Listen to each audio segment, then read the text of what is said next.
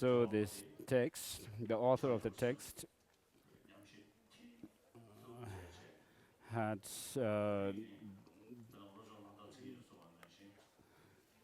done practice or cultivation of Bodhicitta thoroughly. And as is said in the 8 verses of training the mind, whenever I'm associated with someone, may I look upon myself as the lowest, and so forth. So Shantideva was such a person, such a practitioner who didn't look for any reward for his practices, but rather he showed humility all the time. Even in this text, the next verse shows that. Or else, as we usually explain the verse of homage in Brahmana Vartika by Dharmakirti, here also we can say that on the immediate level, the author Shantideva is saying there is nothing here that has not been explained before. For someone who wishes to hear a lot of teachings, so that they would be able to say, I have received this teaching and this text and that text, so forth, just going on counting how many teachings they have received. For them, perhaps when they hear that I'm giving this teaching on Bodhisattva Charyavatara, they may say, I have heard this before. But merely, if your intention is merely to listen to some teaching and nothing more than that, then there is not much purpose for coming or listening to the teaching of Shantideva. But on the other hand, as it is usually said, that one should not rely on the person, but the teaching. But within the teaching, one should not rely on just the words, but the meaning. And so if you are someone who relies just on the words, like how poetic a certain writing is and so forth, then perhaps Shantideva is saying here, and I have no skill in the art of composition. And with people who come with such intention, therefore he says, therefore lacking any intention to benefit others who have such very short-term goals. I write this in order to acquaint it to my mind, such as acquainting my mind to the 6 perfections, practice of the 6 perfections, and so forth. So for such a person whose intention is to transform their minds more and more, the more they hear the teaching, the better. So although nothing here is new that has not been explained before, but for someone whose intention is to acquaint their mind, to transform their mind, this text has a meaning, it is significant. And he also says that someone who is just looking for poetical beauty of the text, it is not meant for such a person, but someone who is looking for the real essence or the meaning of the teaching. For such a person, this teaching is beneficial. And so in relation to the other for whom this teaching is meant, it has a benefit in that way. Even if you may listen to one teaching over and over again, what purpose is there to do that, to listen to teaching over and over again? He says, for due to acquaintance with what is wholesome, the force of my faith may for a short while increase because of these words.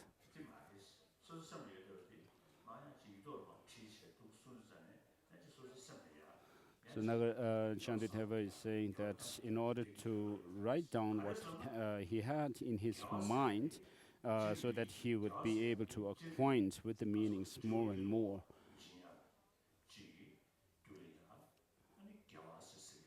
Because what is known as a virtuous or wholesome action is something which gives rise to a pleasant experience as a result. So, whether you call some actions negative or positive is mainly related to your intention, your motivation. And so, a certain action related with certain motivation becomes negative or positive. And there is also the virtuous or positive actions of body, speech, and mind.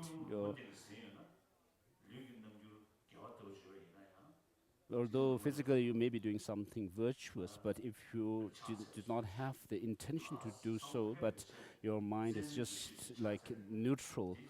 For example, if you do some prostration, physically you may be doing the prostration, but if you do it just as like an exercise or sport, then your mind is more or less neutral. And uh, on the other hand, if you pretend to be doing something virtuous, thinking that if you if you did that, then others would see you doing them and would be praising you and giving you rewards, money, and so forth, then your motivation is wrong. And even if the action seems to be right, but positive, but then because of the motivation, the wrong motivation, it becomes really wrong action. And so the mind's nature is such that if you acquaint with something more and more, it will become easier and easier. You get habituated with it. Uh, if you give thought, think something over and over again, then the force of your mind will grow more and more powerful with regard to that.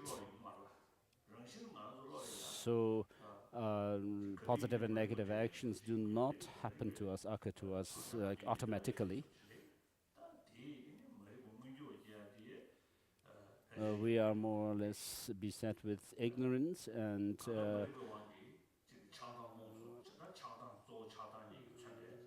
because of which we have love and hatred, or attachment and hatred, and which come rather more automatically to us.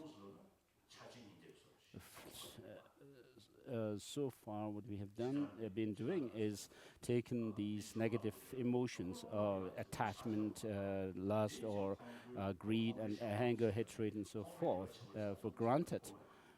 We have taken them rather as natural part of our mind or something like that. And we do not see the fault of these negative actions, negative thoughts and emotions.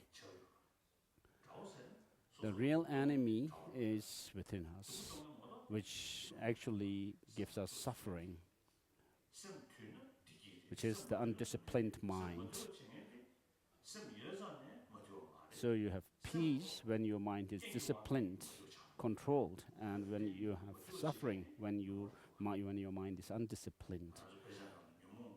And therefore, in our texts, the definition of negative emotions or afflictive emotions is given as that experience no sooner when it arises in our minds disturbs our peace of mind. And therefore, these negative emotions make us unhappy. So there is, of course, within the mind, the primary mind, and then the others, which are called secondary or mental events. So these are, there is in Buddhist psychology, these different various types of negative emotions are explained and described. And so that we can see which are the good ones that can benefit us and which are bad ones that harm us, like picking the different herbs and distinguishing between which are the good ones and which are bad ones, and so forth.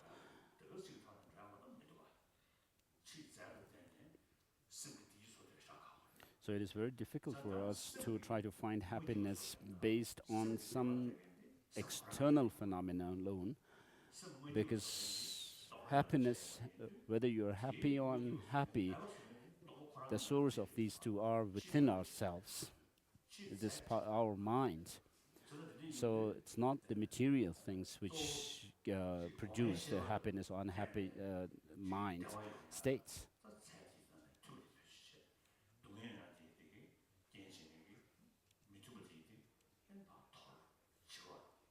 So just as we make distinction between what are helpful to us and take them, and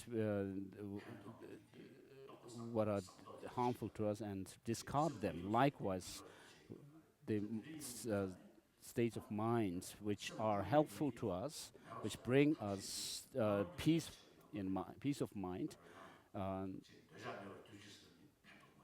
we have to take on them, and the destructive emotions like hate, anger, and hatred, and that of greed or attachment.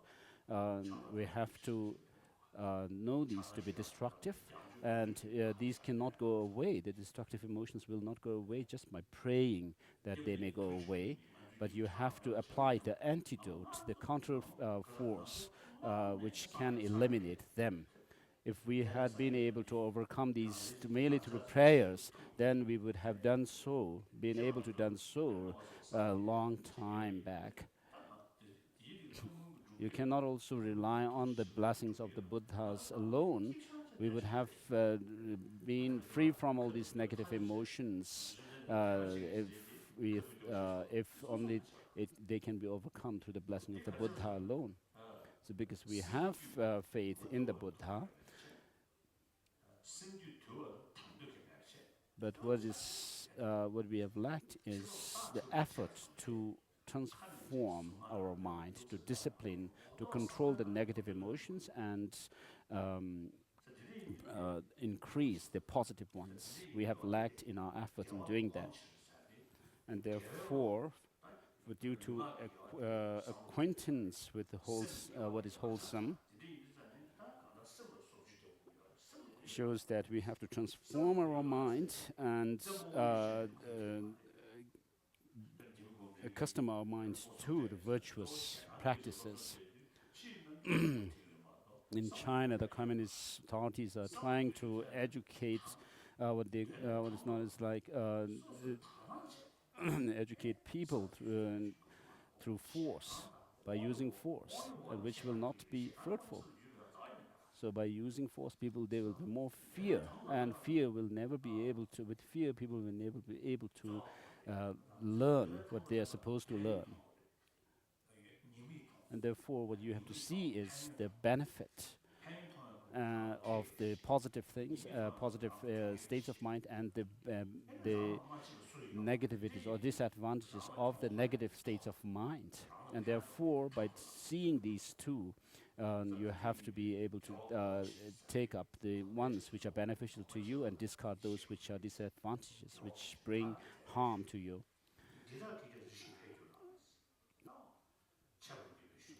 And the force of my faith may for a short while increase because of these. So you will, of course, listen to the teaching, know more new information, learn more new information, and that will increase your knowledge. And so Shantideva is saying that there is some benefit to him for writing this. If, however, these words are seen by others equal in fortune to myself, it may be meaningful for them.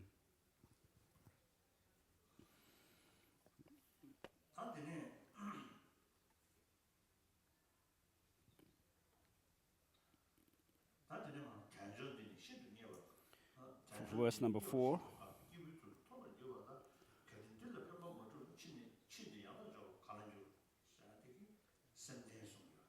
So verse number 4 shows the mental basis for the practice of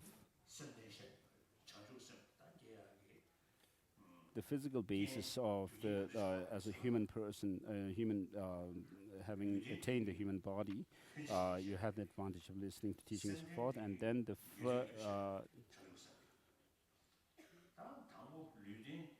verse number 5 shows that of the mental basis for listening to teachings or practicing the teachings.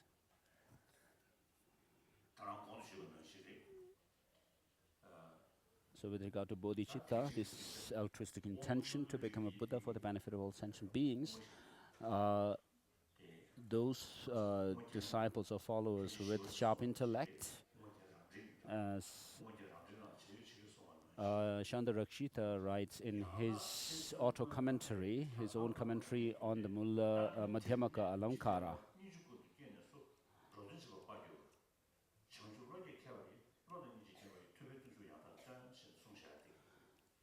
Uh, so those of the those disciples who have the lineage of the Mahayana have to first check whether the negative emotions can be overcome, can be eliminated, or completely overcome from the mind stream or not. And when doing that, they check whether what are the causes of these negative thoughts and emotions, and they find that that of the ignorance is the source of the rest of the negative thoughts and emotions. And so long as the state of mind is in the ignorant state, is in ignorance, then it is a distorted state of mind. And therefore, you have to overcome it with the knowledge that goes against it. It's like learning the alphabets, A, B, C, D. Well, in the beginning, you may be ignorant about them, but this ignorance has to be overcome by learning, by knowing the alphabet. And so it's a matter of whether you put effort in learning the alphabet or not. There is means to overcome this ignorance about the alphabet. So the mind has the nature of knowing the alphabet, but because of not having been introduced to the alphabet, you may remain ignorant for a while. But because the deep potential is there to know the alphabet, and therefore you can overcome the ignorance about the alphabet. Whereas ignorance about the alphabet is mere ignorance.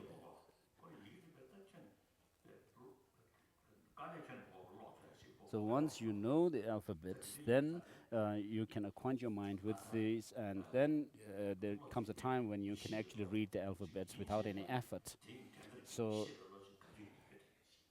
as long as there is ignorance, there is always the counteracting factor for that which overcomes it.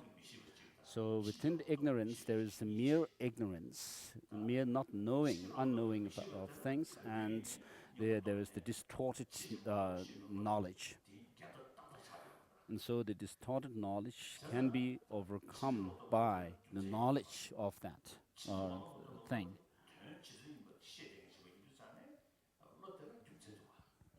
So the right knowledge that you gain through learning has always the support of reason and logic. And therefore, the distorted knowledge or distorted state of mind can be overcome.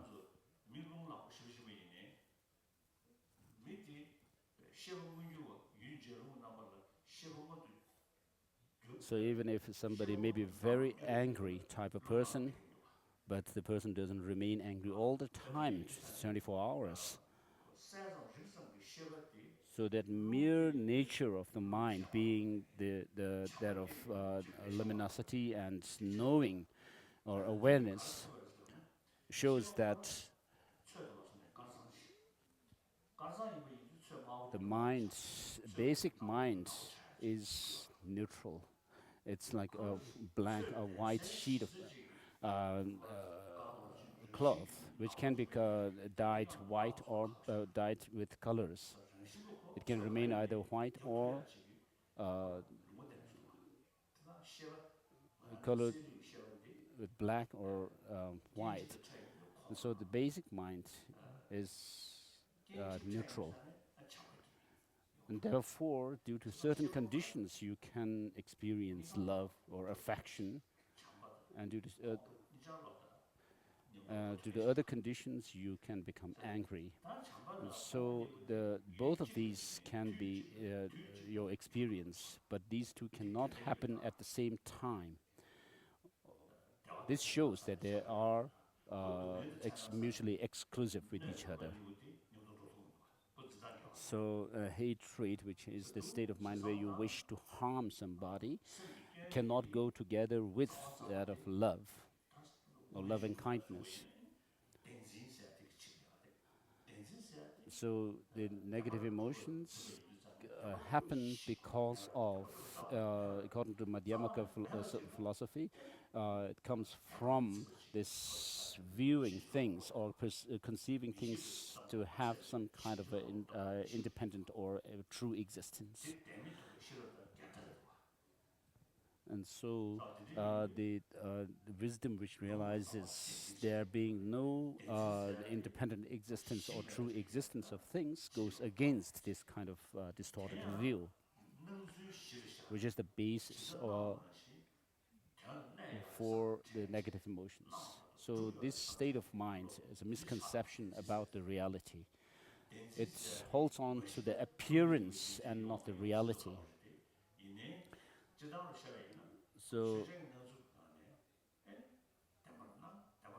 So things appear to you as if it has some kind of a true existence from their side, but they do not actually have that kind of existence. But that we cling to that appearance, and therefore the reality is other than what appears to the true the grasping at true existence.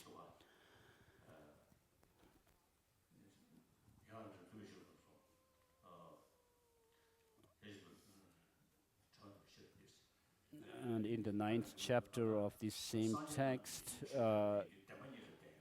it is said that all the Buddha's teachings of all the Buddhas are entirely based on the two truths, which are the worldly conventional truth and the ultimate truth. So the teachings of the Buddha are given on the basis of two truths, making distinction between the two truths. Of course, in the Pali tradition also there are the two truths are taught, but with regard to the explanation or interpretation of the two truths, there are differences between how the Vaibhashikas and Sautantikas explain them, and how in the Mahayana tradition of the Chittamatras and the Madhyamakas explain them. But in other words, there are two things here to know: the appearance and the reality of things. So we have to use our analytical mind. For example, in order to know the subtle impermanence of things, you have to check about how things actually exist temporarily or momentarily. So, for example, you see the flowers growing and blossoming in the summer and the spring. The flowers grow, and then they mature or grow fully in the summer, and then when the autumn comes, then the plants die. And these changes are rather gross, which even the animals are aware.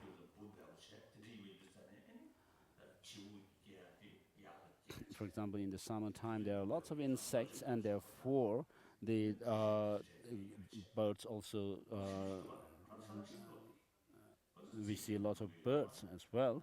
Whereas in the winter times, you don't see many of them because there's not much food as they get in the summer times. And so even the animals are aware of what they can obtain or not in different seasons.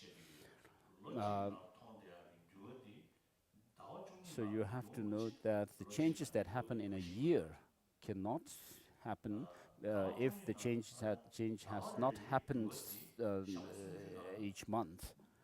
And the change in the month cannot happen without there being change each week, and you cannot have a change of change in a thing at the only abruptly at the end of the month. And so each week also you have days, and days have hours, and hours have the minutes, and minutes in you can go down into the seconds and so forth. So change happen. So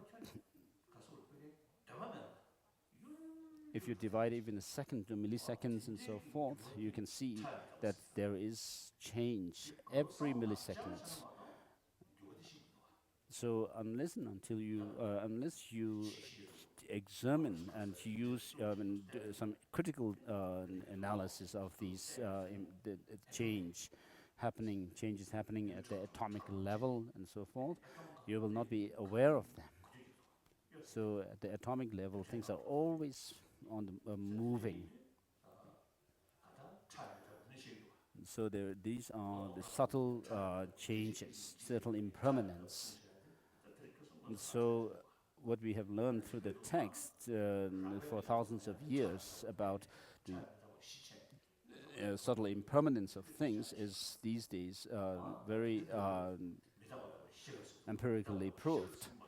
And so you have to know that we talk about the understanding or the knowledge of impermanence and not the faith in impermanence as such. We don't talk about a faith in impermanence, but the wisdom or the knowledge of impermanence. And so even within the conventional truth, you have the grosser level and the subtle level, like the grosser level of impermanence, which we can see the obvious changes happening with our senses, and then there is the subtle level of impermanence, which we can know by using our minds through examination and analysis. So leaving things as at the appearance level, we have the wish to overcome suffering and experience pain, pleasure. Sorry. And also we have the wish to reach enlightenment or attain enlightenment. And therefore, we also have the wish to attain Buddhahood. And also the compassion or the compassion towards others, to liberate others out of suffering. So with these two intentions, that of the intention to help others out of suffering, and then intention to become a Buddha for the benefit of all. So you have to see whether that in order to develop this, you have to check whether enlightenment, Buddhahood, is something which is possible to attain or not. So without understanding emptiness, you cannot actually prove or have the conviction that there is Buddhahood, that the possibility of Buddhahood. So for someone with sharp intellect, without the understanding of emptiness, one will not be convinced of attaining Buddhahood, which is the state of knowing everything and the freedom from all delusions, all negative thoughts and emotions and their stains. And therefore, by understanding, through understanding of emptiness, you can see that the defilements that we have, the delusions and so forth, can be overcome. And it can be, we can separate the mind from these delusions through the understanding of emptiness. Otherwise, it's difficult. And therefore, Shantarakshita is saying that understanding the ultimate nature of the things first, having the conviction of it first, this ignorance which holds on to the true existence of things, whereas there is no true existence of things, and therefore the world is thrown into this cycle through the ignorance. So all these bad views, like wrong views and the il- the view of transitory collection and grasping at the self and others, and so someone who is enveloped by these kind of uh, bad views. So seeing others in that kind of condition, being enveloped by such bad views, and then on the other hand, seeing that there is a possibility to overcome those suffering, which are brought by the ignorance and so forth, because there is an antidote to the cause of these sufferings.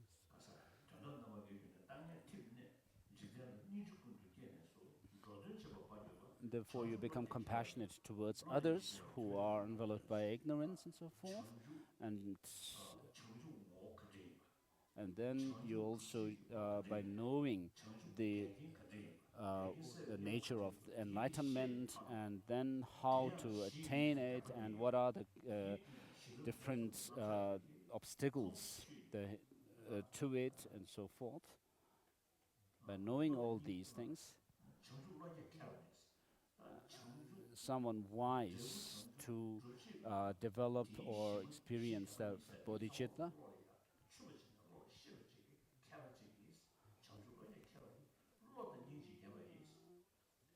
with the intelligence, which is that of understanding of emptiness and compassion, by relying on the combined path of compassion and wisdom, they will engage in the practices to of the bodhisattvas. So this is how someone with intellect, with sharp intellect, engages in the practice of cultivation of bodhicitta through, based on the understanding of emptiness. Whereas those with dull intellect or lesser intellect will follow based on, when we follow Dharma based on their faith alone.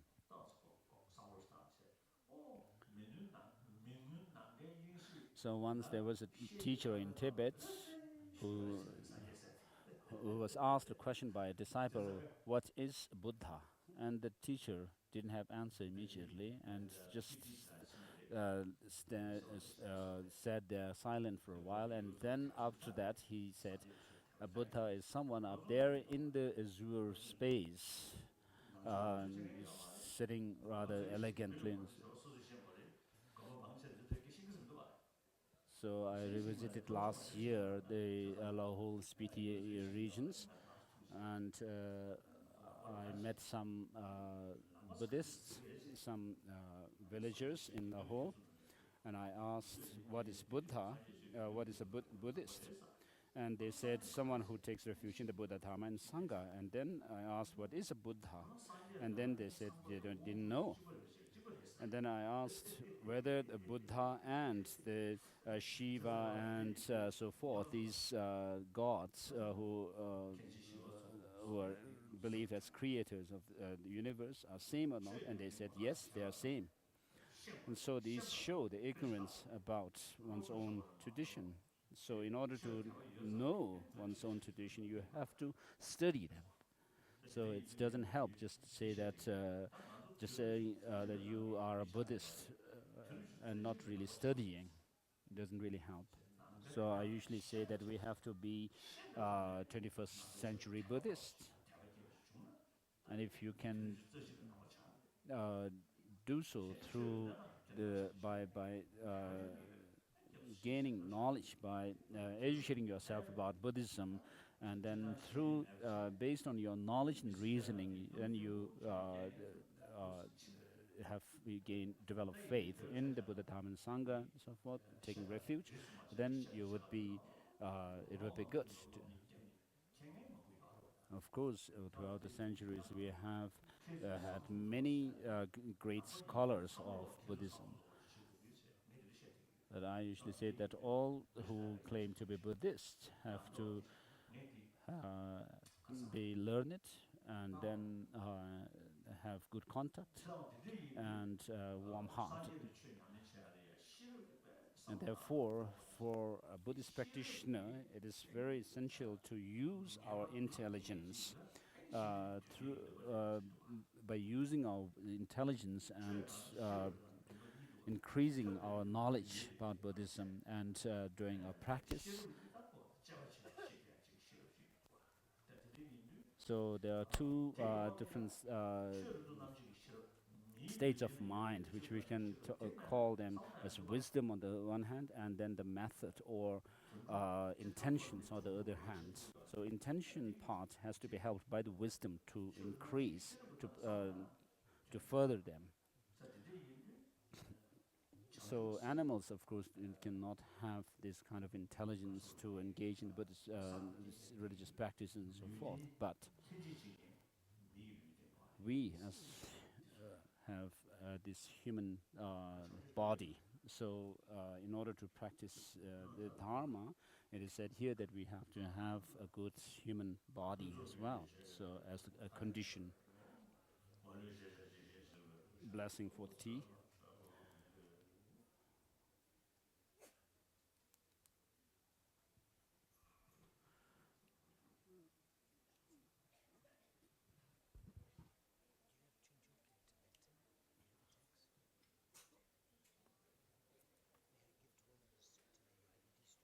Yeah.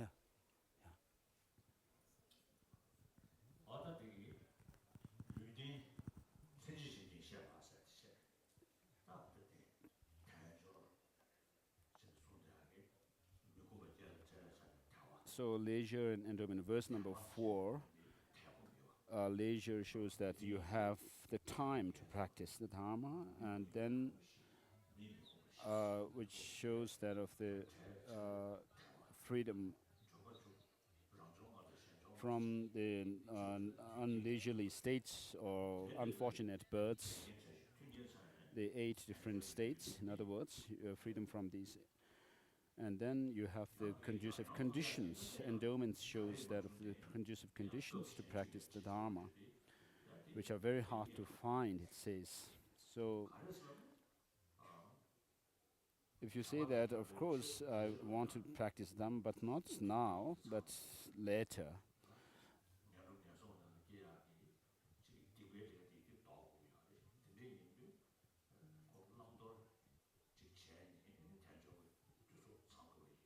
But in order to obtain such a leisurely state as a human being, you have to accumulate. You have to have accumulated lots of merit in the past, and avoid lots the engaging in the non-virtuous actions. So in our case, even in dreams, we tend to commit wrongdoings, and therefore it's difficult to find this kind of human body in the future as well. And since they accomplish what is meaningful for humanity,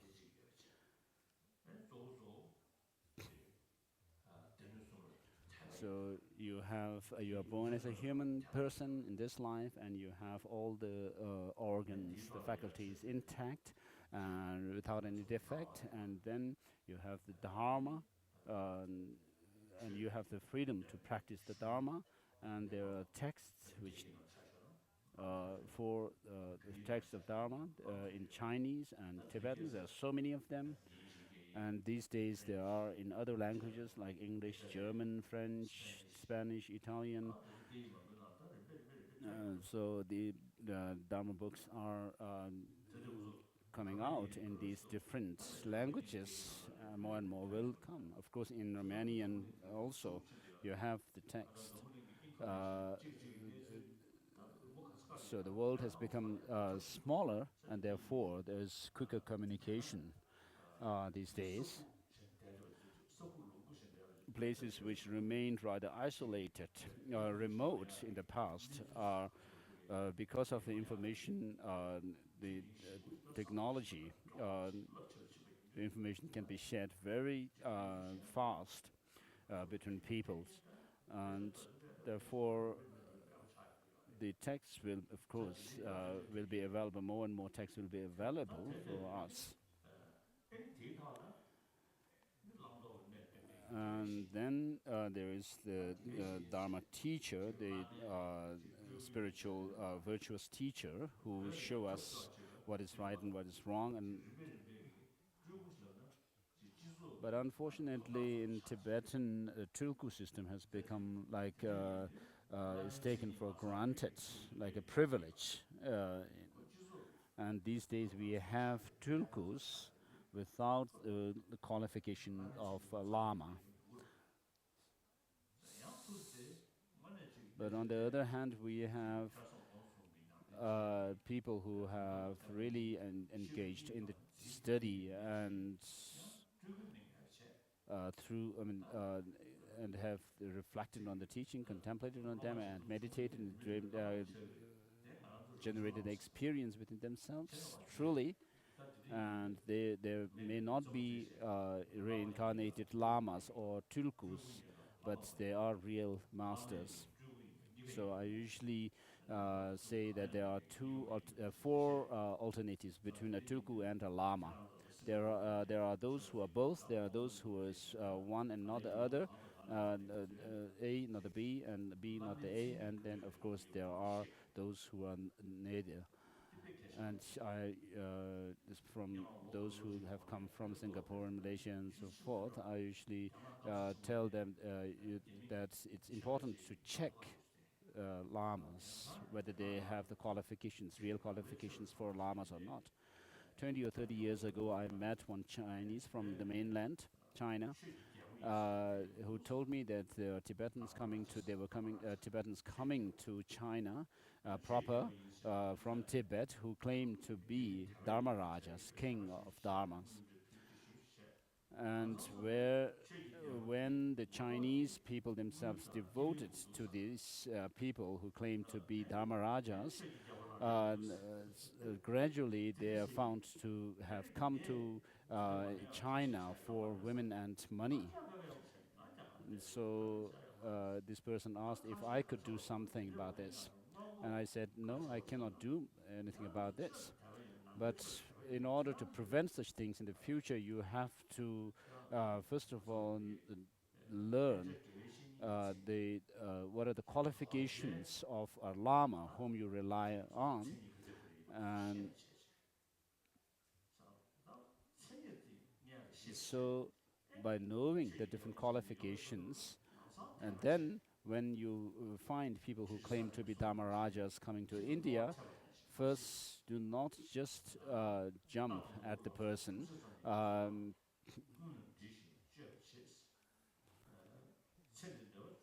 As Satya Pandita has said,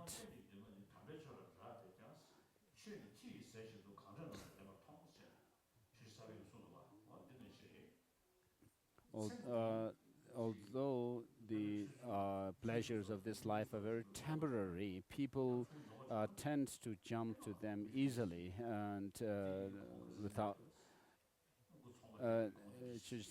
Satya Pandita is saying that whereas the pleasures of this life are very temporary, but then people tend to put so much effort in analyzing whether something would be beneficial or whether something is valuable or not, and so forth, and spend lots of time and money and so forth.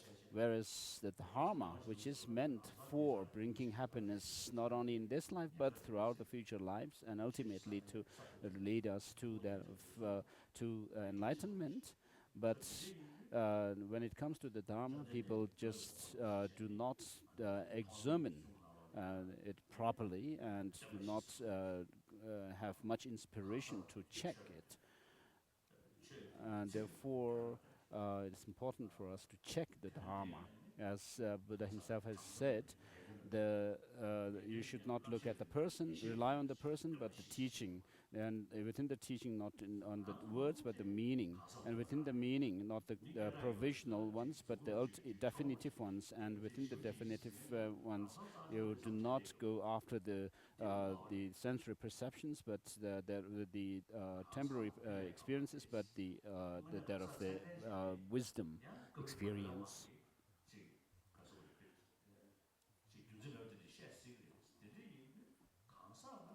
Although there may be people who are highly qualified, who may, because of certain reasons, teach in a certain way which may appear to be wrong, but you have to have pure vision or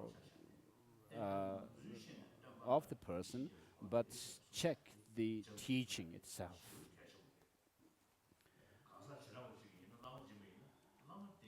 As Tsongkhapa has said, having understood the nature of the teaching, may I generate faith in the Buddha. And so, even if you have to make some offering to someone who claims to be Dharma Raja, you may first make offering. If you have $100, you may offer 5 and keep the 95 with yourself, and then check the person further. And then, when you see that the person is really giving good teaching, but then after getting down from this throne, and when he's not teaching, is not really being practical about what he's teaching, then that shows not qualified. Whereas if you find the person to be acting what he teaches, doing what he teaches exactly, and you find them more and more convincing, then you may, in the end, eventually offer the $95 that you have in your pocket.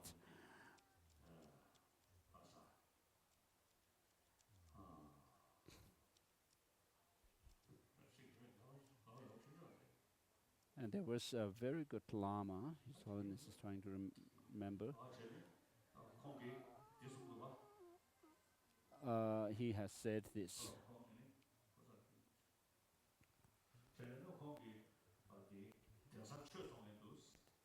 These days there are people who do business with Dharma. So they give teachings, and then they take the offerings. And he's Rangzhu, and he has said that he has given up taking any offerings for giving teachings to people. So if a Lama expects some offering from his disciples for teachings, then that's really committing negative action. And Buddha himself has taught about the 8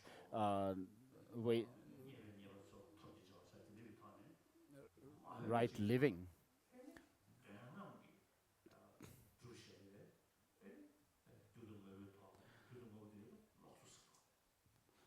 So if you covet others' offerings or wealth by giving teaching, then that is like doing business with Dharma. So you have to teach Dharma to others with the sole intention to benefit them, and not expecting rewards, not expecting some offerings. And so there are people who do business with the Dharma. You have to be very careful, especially the Chinese people. There are people who come amongst you to give teaching. And when Domtempa was about to pass away, his one of his foremost disciples, Kadampa master Geshe Potowa, had Domtempa's hat in his lap, and at that time, Geshe Potowa felt very sad, and he shed tears, and his tears dropped on Domtempa's face. And Domtempa asked, "Why are you so sad? What is the reason?" And Potowa said, "Until now, we have relied on you. You are our Lama, and after when you pass away, whom should I rely on? And with he asked this with sadness in his heart. And Domtaba said, "Don't worry. You have learned the Dharma very well and thoroughly reflected and examined it, and therefore you can take the scriptures as your teacher."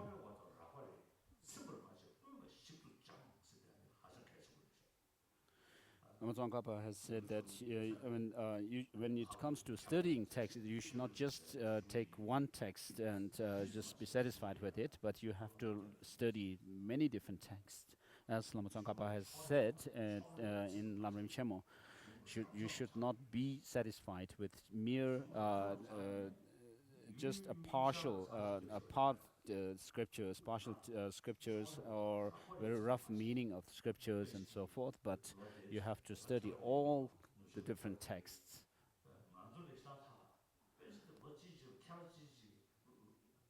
So these days, with regard to historical accounts about certain teachings, we are not so much interested in the chronological order of the composition of text by such and such author, but Western scholars are very good at this. They say, this text was written by this author in such and such year and at such and such time and so forth. But for us, we cannot sometimes even say who the authors are, so where the text was written and so forth. But we have to study the text thoroughly,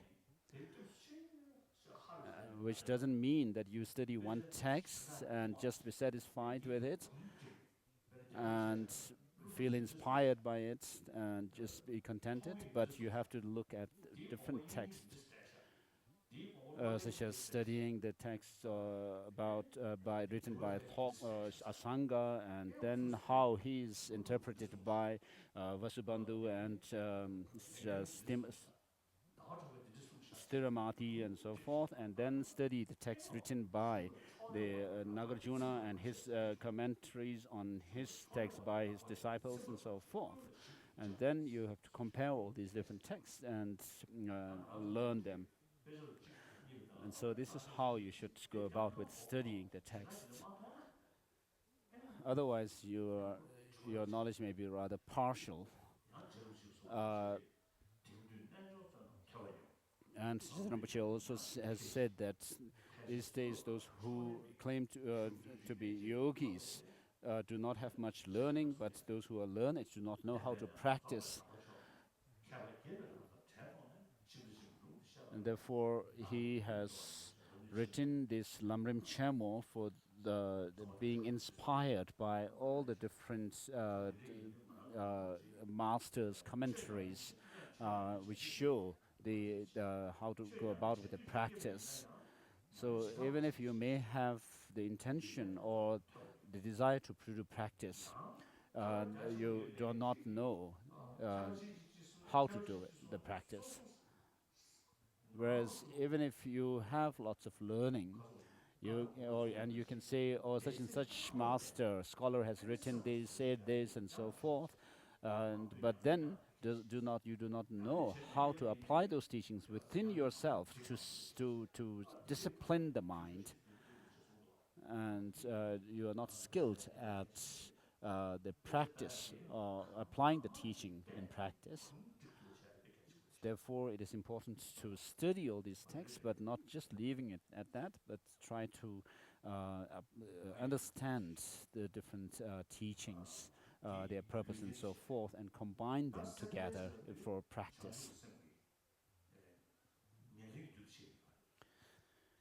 And then the next verse,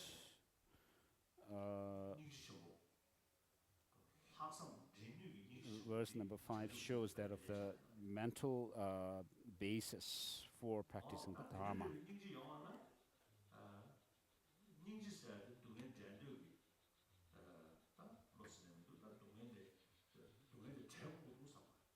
So you have to have compassion And then when you go further and experience this further, you come to a point where you will have the resolve to lead others out of suffering, this special kind of extraordinary resolve. Now, when you look at the suffering of others, what suffering is, you have to know. So, within the in the case of suffering, we're not just talking here about the that of the suffering or the obvious painful experiences. Panchen Solomon again has said that even the animals are aware of this kind of suffering, the painful experiences which are not, which do not desired by anybody, and they also wish to be out of suffering. I have a cat. When it's hot in the summer, he would touch his belly on the floor, which is cool, and therefore he knows that it is pleasant to touch his belly on the cool floor, and he sits lies in the shade. And then when it's rainy, it's nowhere to be seen, but somewhere inside, is lost somewhere inside the rooms.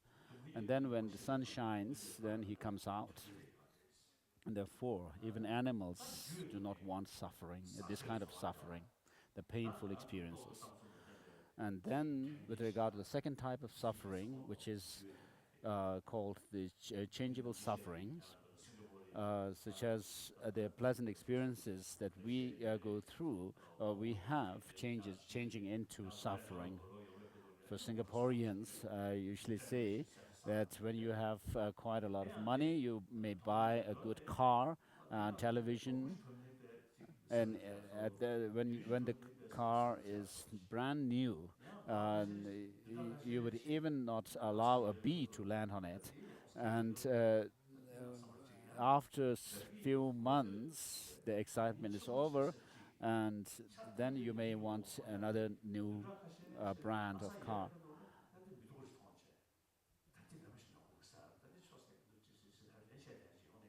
So in the beginning, what you find really exciting, a car, so for example, brand new car, your excitement wanes in time, in after maybe a few weeks or months.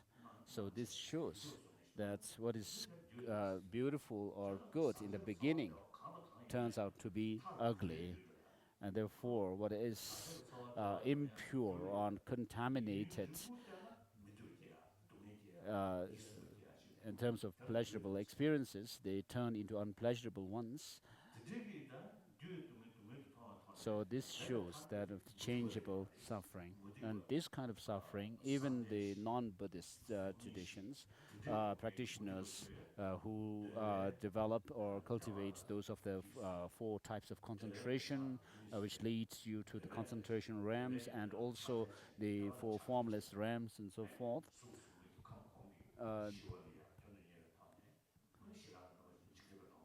So they find them to be unpleasant, undesirable.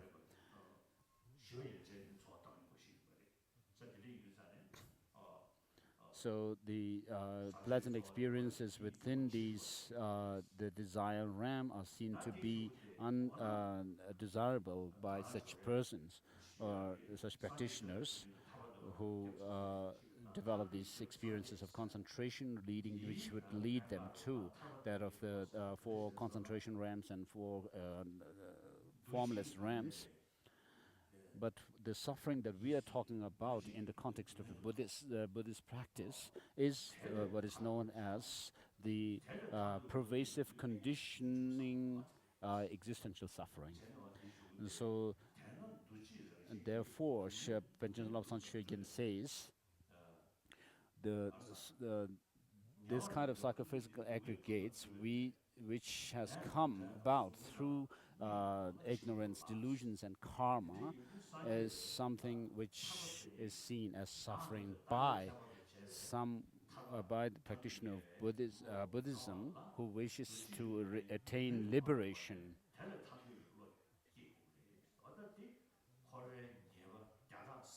So someone who has reflected on the hundreds of different kinds of sufferings of samsara, the cycle of existence, and have generated this wish to go out of such an existential suffering.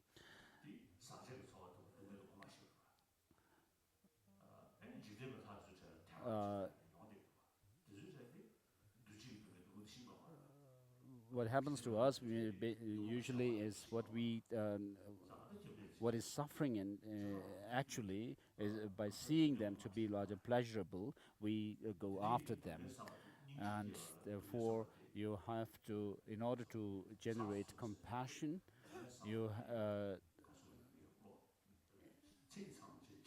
you have to think about or reflect on that of the suffering, contemplate suffering thoroughly. And in order to do that, you have to think about the overcoming that of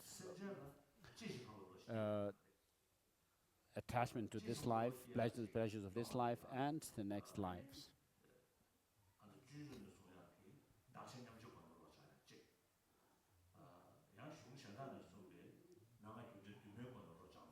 And so through this you develop that of the thought of renunciation, or the thought which the desire to definitely go out of suffering.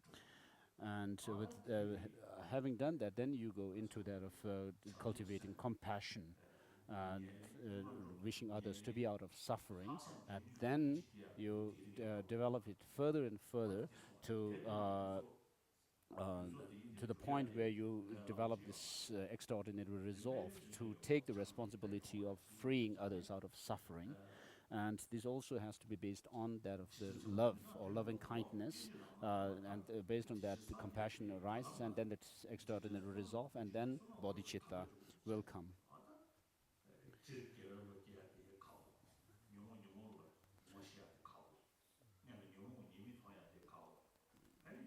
So for us, of course, it's very difficult to have virtuous states of mind, and it's also very difficult for us to see the non-virtuous states of mind as being non-virtuous.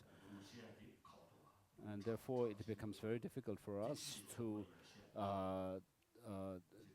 understand, to become aware of the negative thoughts and emotions, the afflictive emotions, and to be aware that they are actually negative emotions.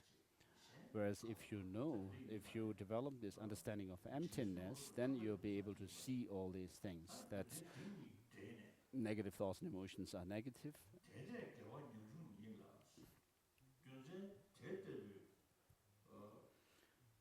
And therefore, verse number 6 says, hence virtue is perpetually feeble. The great strength of immorality being extremely intense.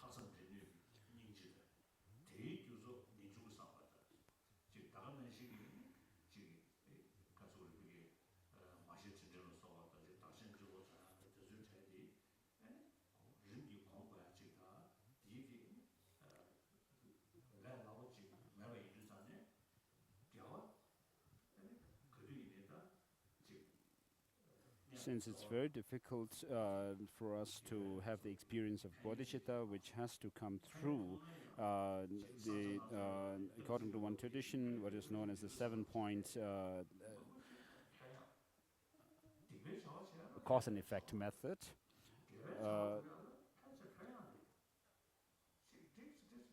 We have to learn them, and even when people are engaged in virtuous practices, like religious practices, sometimes we rather become complacent about them, and even in doing some prayers, people would just do it without much enthusiasm. Of course, you have to have the enthusiasm, interest in doing these practices and the prayers and so forth. It's very difficult to have some kind of abrupt experience or sudden experience of high realizations. It will not come just like that. So the virtuous states of mind will not come about automatically. We have to put effort in them. And therefore it says, virtue is perpetually feeble, the strength of immorality, or being extremely intense. So because we are beset with the negative thoughts and emotions, we are bound to create negative karmas. Very powerful. The negative emotions give rise to powerful karmic actions.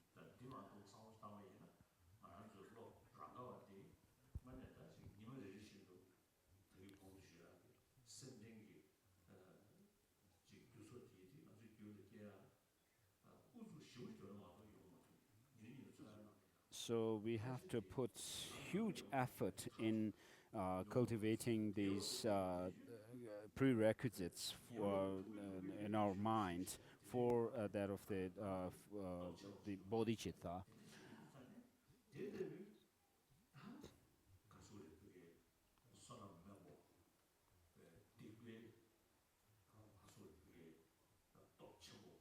So for someone like us who are very feeble in merit and who have very powerful negative states of mind, negative action,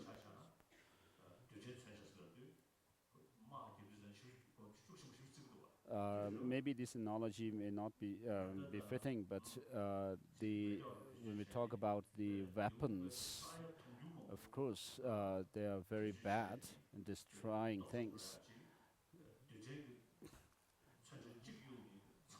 Whereas many bullets, maybe something which can be can be destroyed with one huge bomb, nuclear bomb, instead of hundreds and thousands or millions of bullets.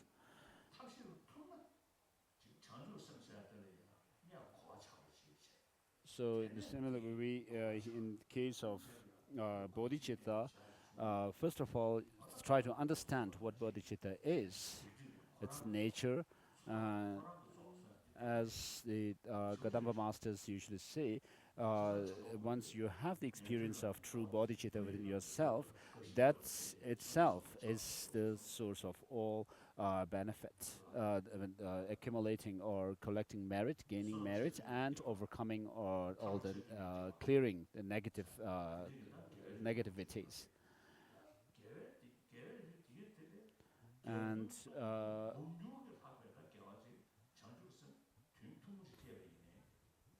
so, of course, we can do virtuous actions with our body, speech, and mind, but others virtuous actions may not be as powerful as bodhicitta, which is said to lead you to higher rebirths, as well as cut the root of, overcome those of the source or the cause of lower rebirths, and lead you to the state of immortality or Buddhahood.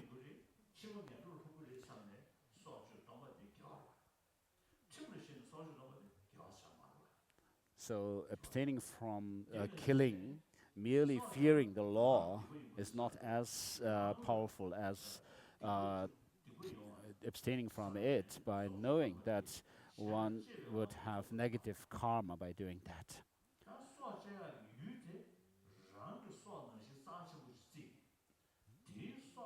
But here you may abstain from killing because you think, oh, this is bad for me. But instead of thinking in that way, if you cherish the life of the other person, the other animal or person whom you are going to kill, and then abstain from killing, that is more powerful. And similarly with lying, how can I deceive others? Because I don't like others deceiving me.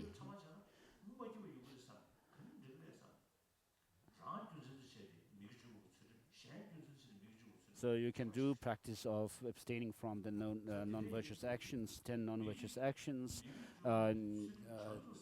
with yourself as the reason, and as well as thinking about others, using others as the reason for abstaining from them. So bodhicitta is something which not only helps you to overcome the that of overcoming the negative actions, but it can even lead you to that of Buddhahood. So even if you may be doing the same kind of practice, but if you do it with the motivation of bodhicitta, that action will be, the positive action will be a cause for Buddhahood. Whereas if you do it merely for with selfish attitude, then it's not so powerful like bodhicitta. And with bodhicitta, it is said that you can achieve Buddhahood easily and lead you to that state of deathlessness.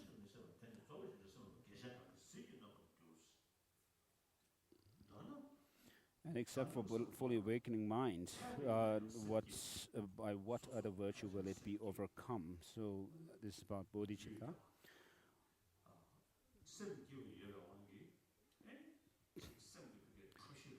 So because with bodhicitta you're mentally happy and peaceful, you will physically be healthy. And therefore, with the help of this, then you can even turn the obstacles into favorable conditions for your practice.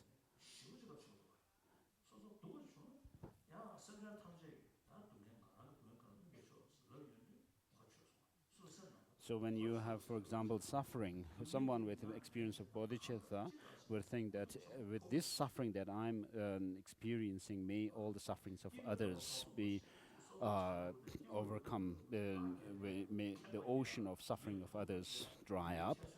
And when I am happy, I dedicate, you think of dedicating whatever experience you generate from that for the benefit of others. And so whether you are in a happy or unhappy state, both can be a favorable condition for you.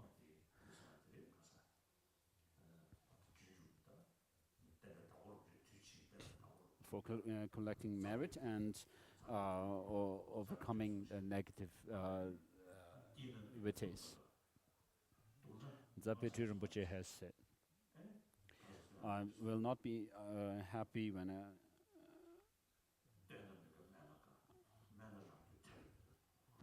I'll not be joyous when I'm happy, because that brings more pride. Whereas if I'm suffering, then it helps in cleansing the negativities. Whereas it is opposite for us. If we want happy, we want to be joyous and happy, praised by others and fame and so forth. So we want the eight worldly, we run after the eight worldly concerns.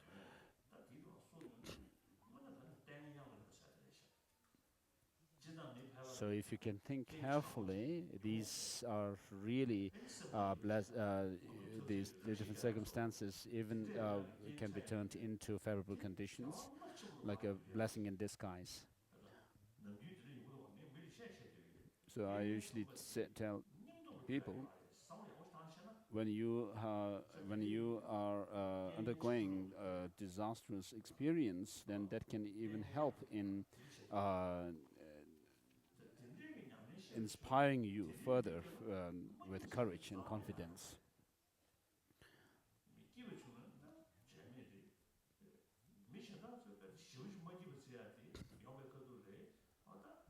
So of course, if you are happy, and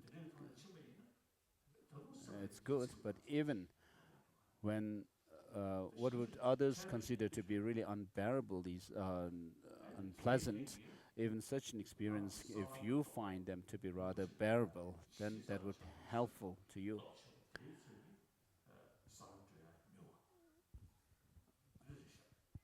And so Bodhicitta can help in progressing further on the path more swiftly. And finally, help in overcoming both the delusions and their imprints from our mind, and lead us to that state of enlightenment or Buddhahood. And therefore, if you understand what bodhicitta is, and then acquaint your mind with it, and then gain some kind of uh, confidence in it, it would be like what Master Shantideva is teaching later.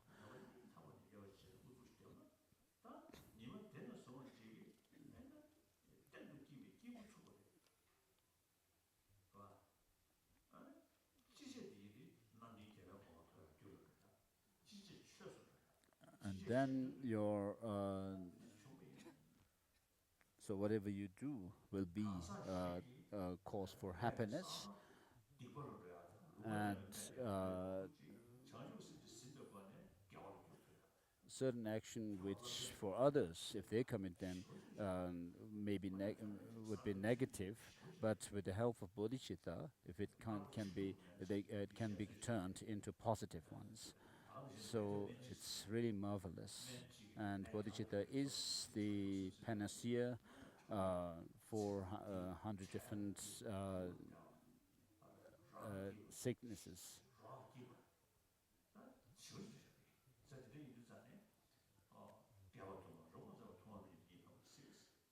So verse number 7. So with regard to the benefits of bodhicitta, you can also read Kunalama Rinpoche's text on bodhicitta, which is translated into English by Gareth Sparham.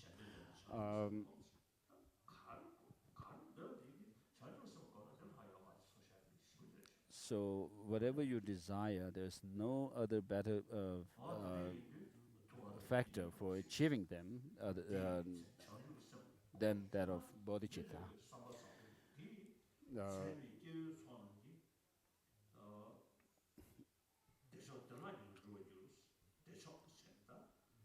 So verse number 7 says it will in line 4 it says will quickly attain the supreme state of bliss.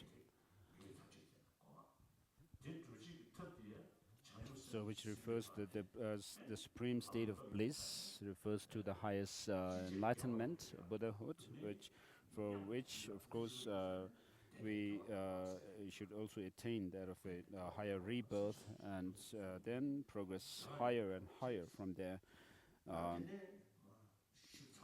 spiritually. And then verse number 8, those who wish to destroy the many sorrows of their conditioned existence,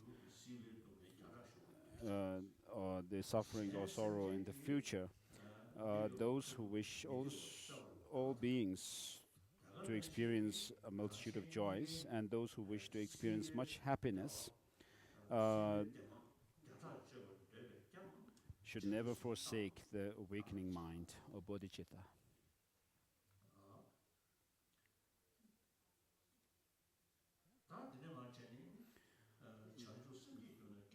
Verse number 9, the moment an awakening mind arises in those fettered and weak in the jail of cyclic existence, they will be named a child of the Sugatas and will be revered by both humans and gods of the world. So this bodhicitta, the moment you experience the genuine bodhicitta within yourself, from that time onwards,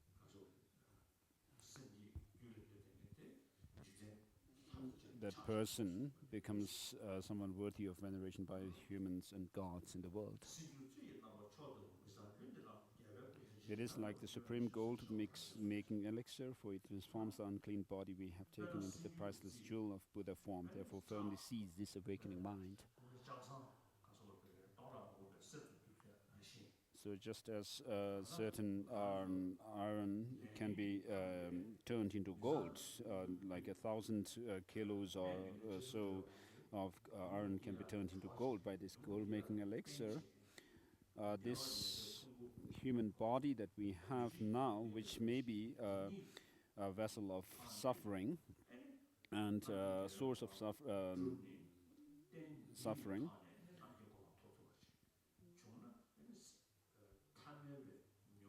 if it can be turned into the priceless jewel of Buddha form, then it's amazing. It shows that. And this gold medal elixir is the awakening mind.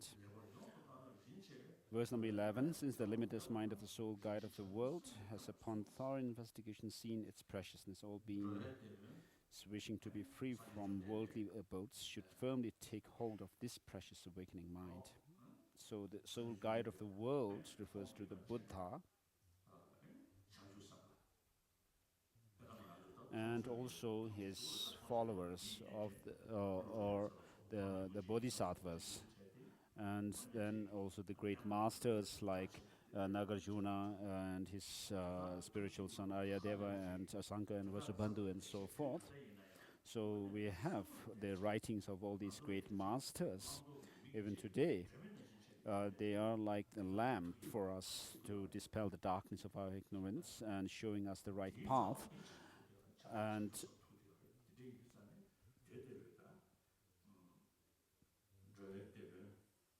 so the Buddha, the sole guide of the world, who's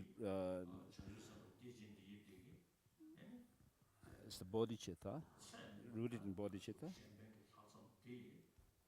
and are completely resolved to completely resolved to help others out of suffering.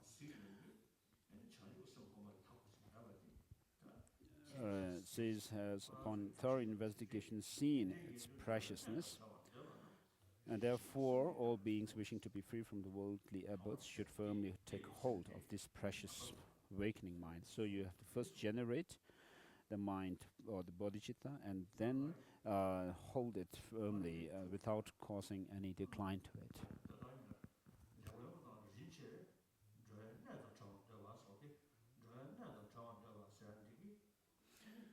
So wishing to be free from the worldly abodes means not allowing you to be overwhelmed by those of the negative thoughts and emotions,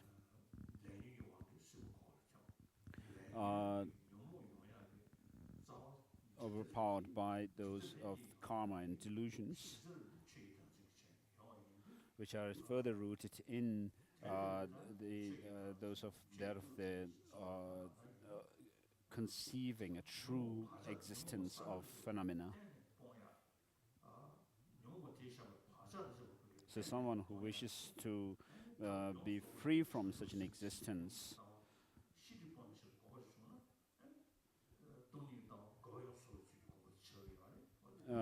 with the understanding of emptiness combined with that of the bodhicitta, then the practice of wisdom becomes a complete practice.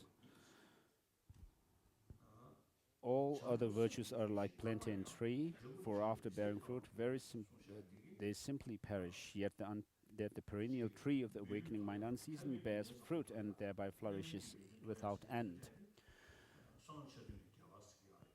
So, to attaining a higher rebirth as humans or gods are the fruits of our positive actions in the past. So these kind of, and then when you create causes for mere liberation, arhatship, and once you attain that goal, that's the end of that those positive actions, and so whereas the merit of bodhicitta cannot wane forever. And therefore it says all other virtues are like plantain tree. After bearing fruit, they simply perish. Whereas the merits gained through awakening mind, bodhicitta, can increase further and further, year by year, and so forth. Like entrusting myself to a brave man when greatly afraid, by entrusting myself to this awakening mind, I shall be swiftly liberated. At this stage, our mind is full of negative thoughts and emotions, and we are engaged in negative actions. That's what we do.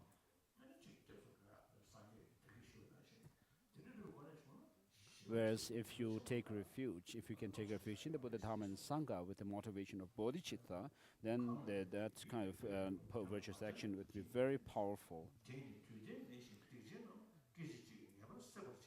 The verse number 14. So if we could reflect on bodhicitta each day, every day, and then try to cultivate it in sessions, sitting in meditation sessions, and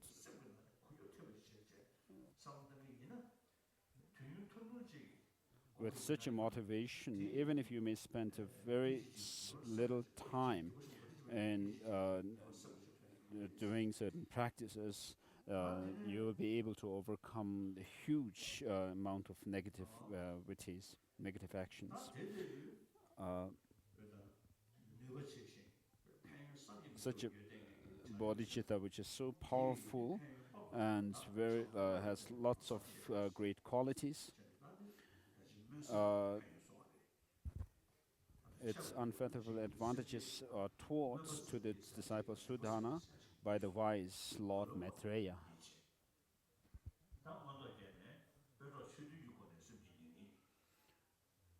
In Abhisamaya Alamkara, bodhicitta is described in terms of the 22 types or categories.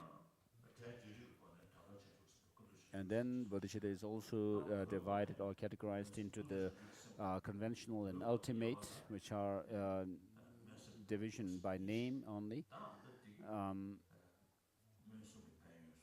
But here, then there is a division into bodhicitta, into the aspiring and engaging bodhicitta. So here, in brief, it says, verse number 15, the awakening mind should be understood to be of two types: the mind that aspires to awaken and the mind that ventures to do so. So the mind that ventures to do so is not only staying at the aspirational level, but wish level, but then actually engaging in the practices that leads one to the Buddhahood. So what's the distinction between these two is said, shown by the analogy next in the next verse. As is understood by the distinction between aspiring to go and actually going. So while you have the wish, and then once you have the wish, and then you actually go to a certain place. On the way, you may take rest, but then you are still in the process of going to that destination. So the wise understand in turn the distinction between these two.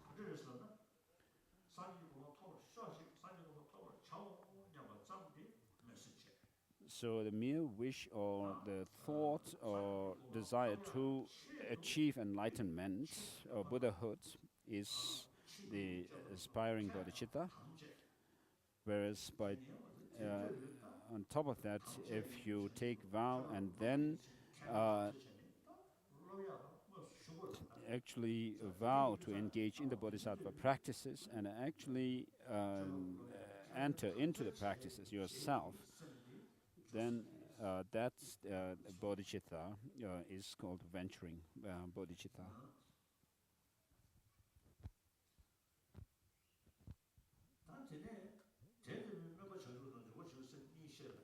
So of these two types of bodhicitta, the engaging bodhicitta is not merely staying at the wish level, but actually you have decided to engage in the practice.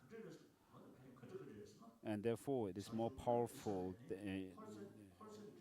than the aspiring bodhicitta. And verse number 18 says, and for those who have perfectly seized this mind with the thought never to turn away from totally liberating the infinite forms of life from that time hence, even while sleep.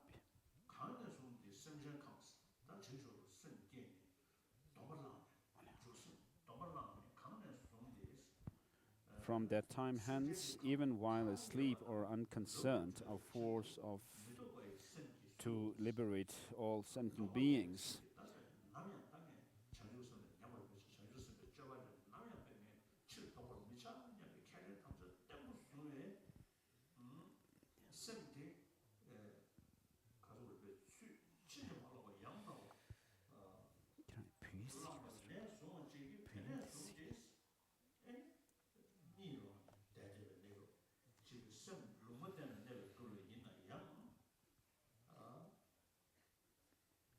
So even while asleep or unconcerned, a force of merit equal to the sky will perpetually ensue.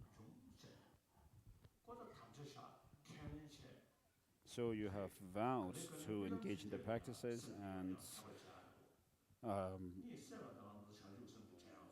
having done that, even in sleep, in dream, you may dream about bodhicitta, and when as soon as you wake up from sleep, you will be able to remind bodhicitta.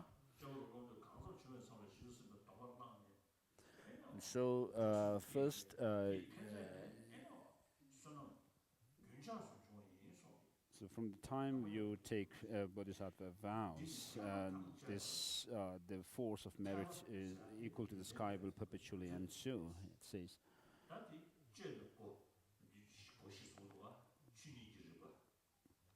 So with regards to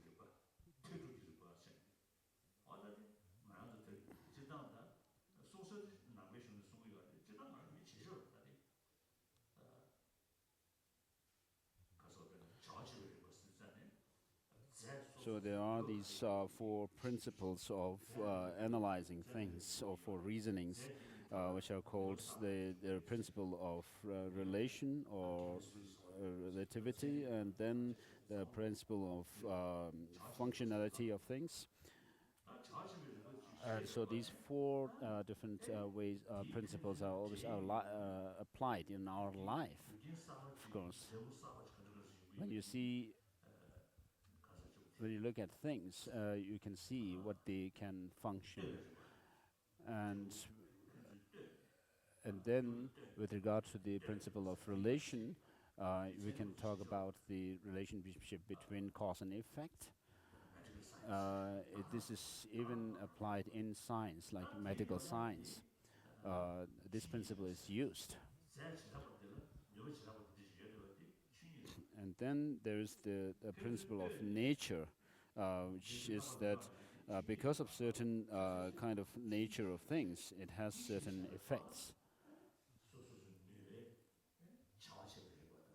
So on the basis of the nature of things, they have different functions. And therefore, we can have the logical conclusions derived from that. And therefore, the principle of logical argument comes. So, verse number 20.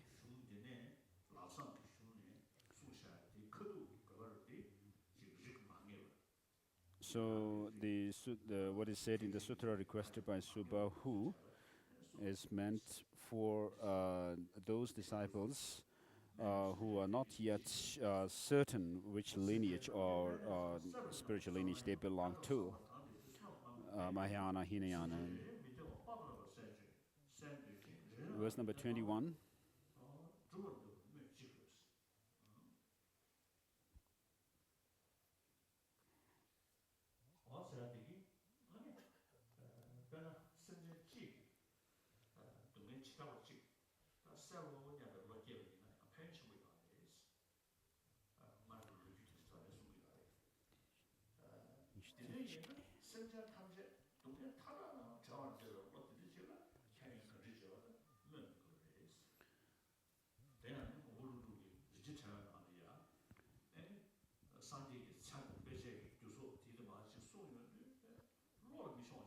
So, if even a thought to relieve living creatures of merely a headache is a beneficent intention endowed with infinite goodness, then what need is there to mention to the wish to dispel their inconceivable misery, wishing every single one of them to realize boundless good qualities. So these can be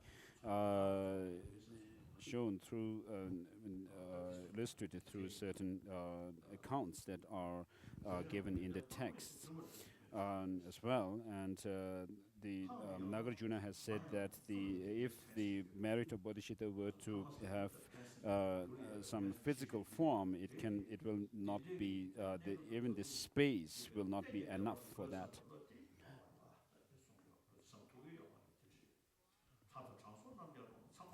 Do even the fathers and mothers have such benevolent intention as this? Do the gods and sages? Does even Brahma have it? If those beings have never before even dreamt of such an attitude for their own sake, how would it ever arise for the sake of others? So in order to have bodhicitta, one should first have the thought of renunciation, the thought definitely to emerge from samsara, but we do not have even that. So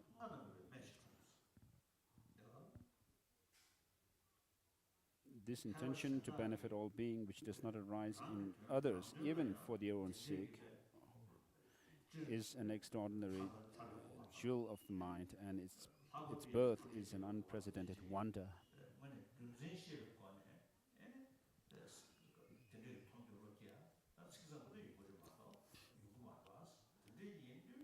So for us, this intention to become a Buddha for the benefit of sentient beings does not happen. We may say prayers, but it doesn't. This kind of thought doesn't happen to us automatically.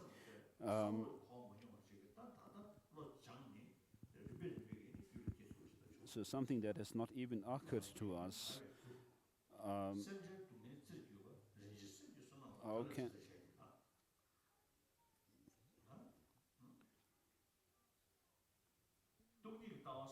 verse number 26. With regard to the wisdom realizing emptiness,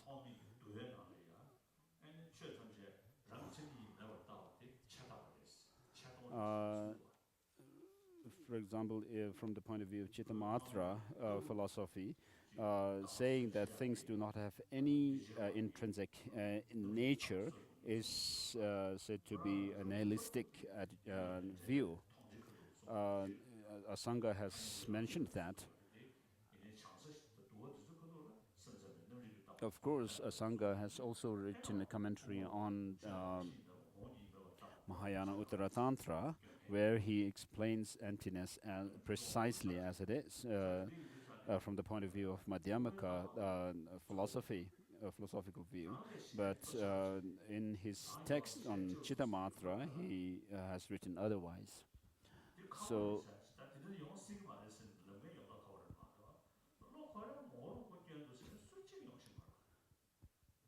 nobody will object to the fact that the cherishing others is more precious than cherishing oneself. Of course, people will say, this is not possible to do, but nobody can object to the value of the self-cherishing, cherishing others.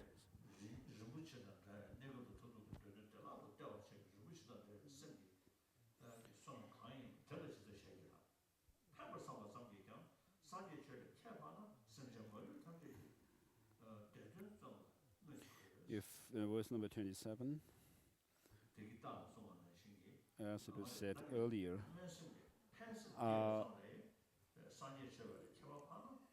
even the beneficial thought of aspiring bodhicitta has great benefit, great merit, then what needs to mention striving to make all beings without exception happy?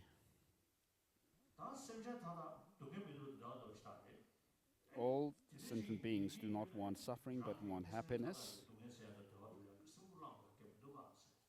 And therefore, if you ask, we do not need to have the resolve to, the courageous resolve to help others out of suffering. And therefore, the answer here is, although wishing to be rid of misery, they run towards misery itself. So nearly 7 billion human beings on this earth all want happiness and not suffering. But because of not knowing what brings suffering, they run after suffering. Although wishing to have happiness like an enemy, they ignorantly destroy it.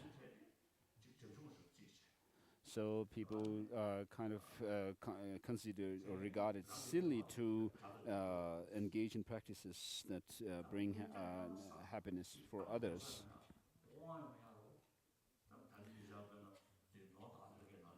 So in the recent events, from the recent events in North Africa, shows this very clearly, that if you think only of one's own power and money, then people will not actually respect you.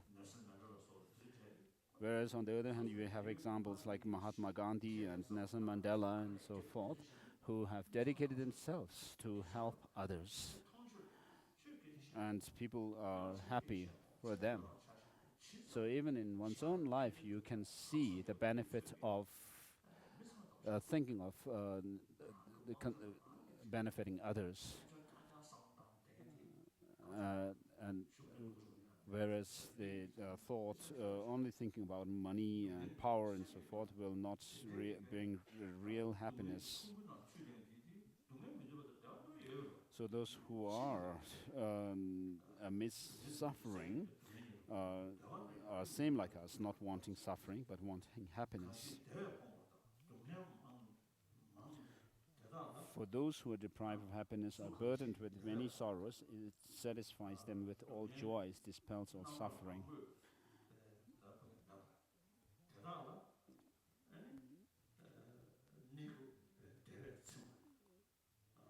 So those who are deprived of happiness and burdened with many different types of sorrows or sufferings,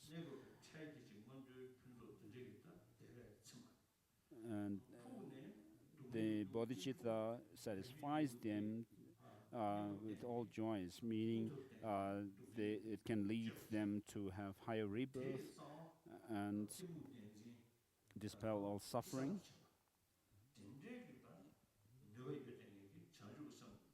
and clear away confusion. Where is there a comparable virtue? Where is there even such a friend? Where is there merit similar to this? If whoever repays a kind deed is worthy of some praise, then what need to mention the Bodhisattvas who do good without it being asked for them? So if something that is considered to be good, even if the person was looking for some kind of a reward, then without any distinction between who are actually harming them or who are doing them good, but concerned with their well-being equally, the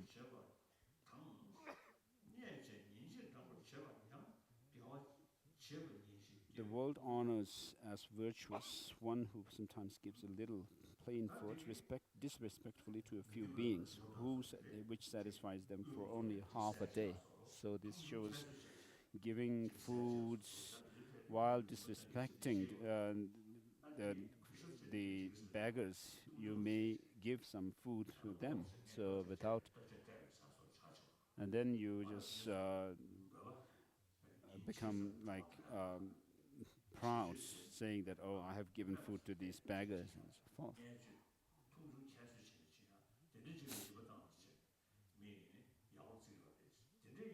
So you look down upon those beggars and give food, but even such deed is considered the world honors.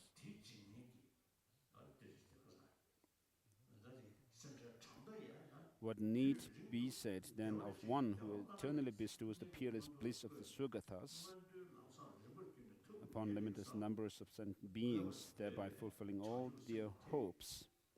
So the bodhicitta, which leads to one to have higher rebirths, and then finally that of the peerless bliss of the Sugatas, or Buddhahood, upon limitless number of beings, thereby fulfilling all their hopes. verse number 34. So someone who only thinks of benefiting others, the Buddha has said that whoever bears a harmful thought against a benevolent, such as benefactor, such as a bodhisattva, will remain in hell for many eons as they were harmful thoughts.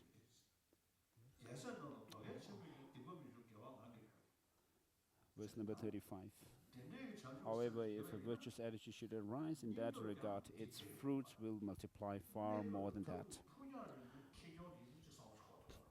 So one is able to, a bodhisattva is able to see the short-term and long-term goals and benefits and merits of their practice.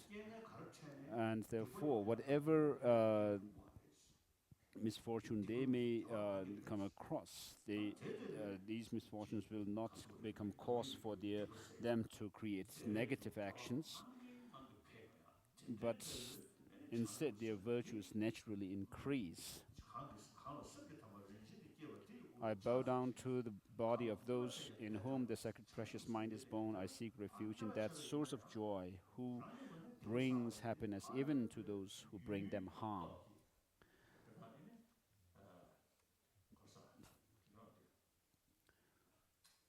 So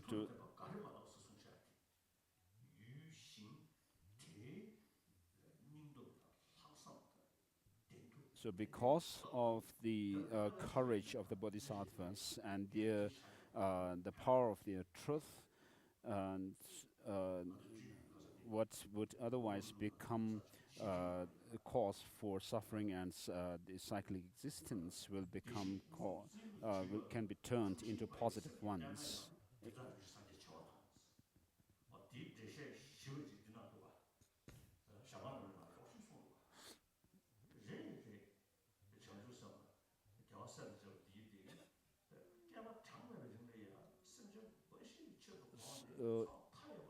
The Buddhas and Bodhisattvas who have accumulated so much merit over countless eons,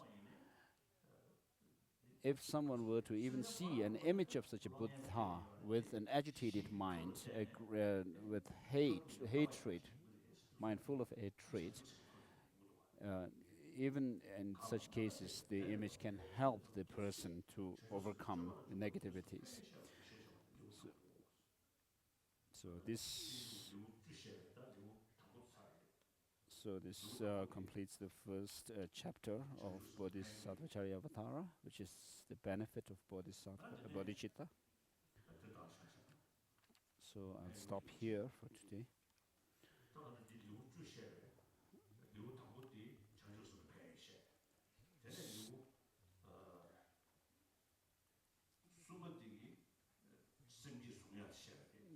Third chapter shows that of accepting bodhicitta or embracing it.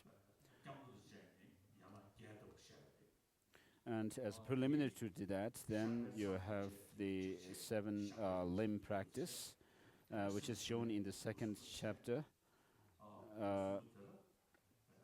which is that of the chapter on confession.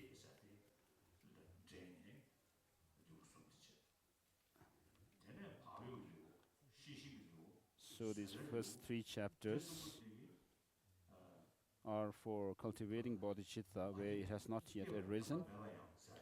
And we have this prayer, may the precious mind jewel of bodhicitta arise, or in those it has not yet grown, and may it grow further without decline. And therefore, the first 3 chapters shows how to cultivate bodhicitta where it has not yet arisen, and then the next 3 chapters show how to develop it further and further. And then the 10th chapter shows that of the dedication.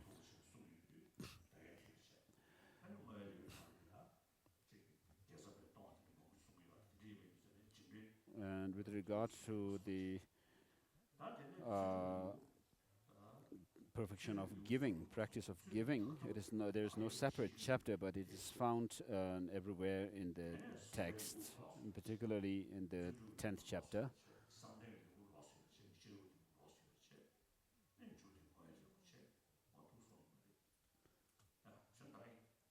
And then the other chapters also deal with those of the morality, patience, joyous effort, concentration, and wisdom.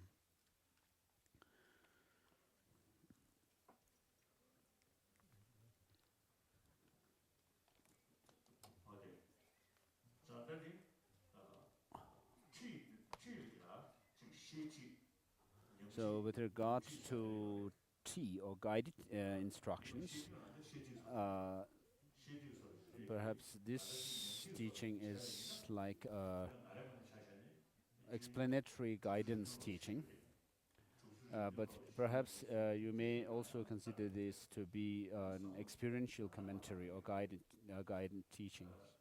I received a teaching on Bodhisattva Charyavatara in 1967, and so I have quite a good familiarity with this text, and therefore whatever I have taught, this chapter 1, for example, today I've taught, so you can go over it and reflect on the meaning. And if you do that, then it will become like an experiential explanation of the text. If you don't want to receive explanatory guided teaching of this text, then you may just leave the text aside and drink some alcohol and take rest. But if you do feel inspired to receive explanatory commentary on this text, then go over the text once and reflect on the meanings. And then